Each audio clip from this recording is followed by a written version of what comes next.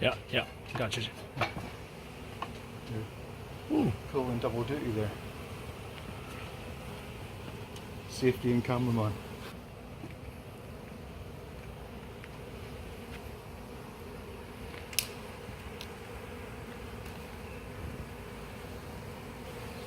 What's that? It would be nice to see the queen. Yeah, I was looking in that box for. What we could do is, if you wanted to try it, if you really want to see the queen, I could, you could get like a white sheet or something, and then tip the box onto the white sheet, and I can pick the queen out, and then they'll all march to the queen.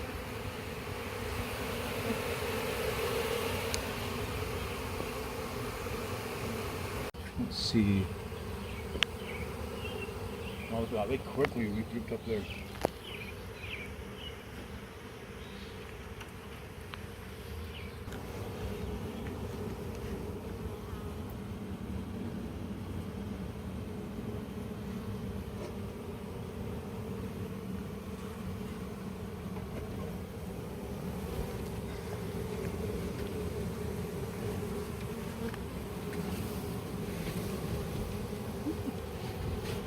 Now I'm going to see how they behave now.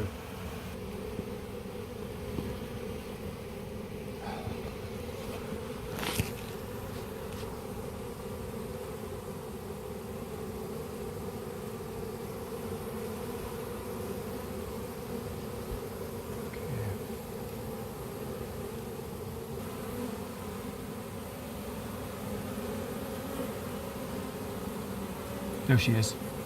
Ah, that's what it is.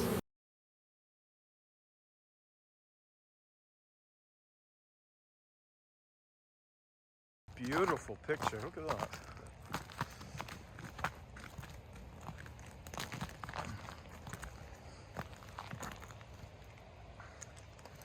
Now I know they're going to be tucked up behind. I don't think you're going to see anything in here.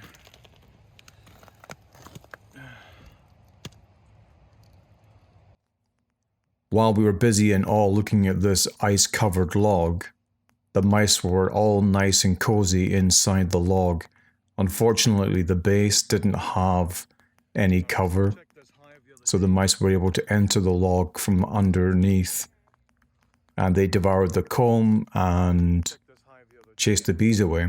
So now we're back here to populate the log, and the log is now sitting on a nice firm end cut.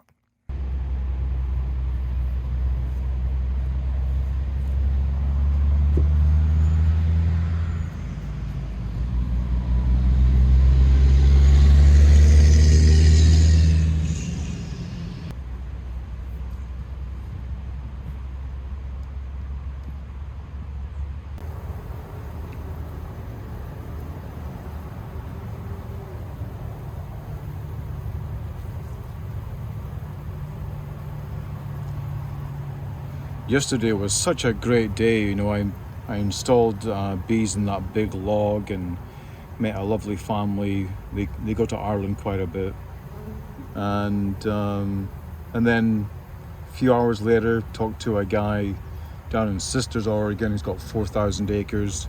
He wants log hives on his property.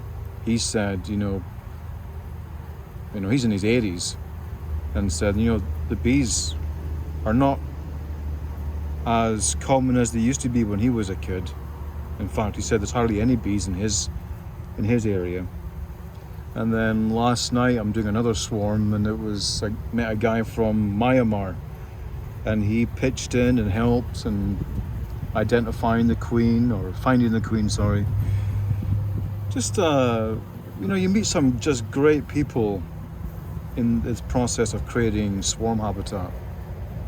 A little bit different way of beekeeping, you know, more kind of hands-off, let the bees do what they do, and just leave them alone. They figure it out, you know. And yeah, there's a tremendous amount of interest in this process.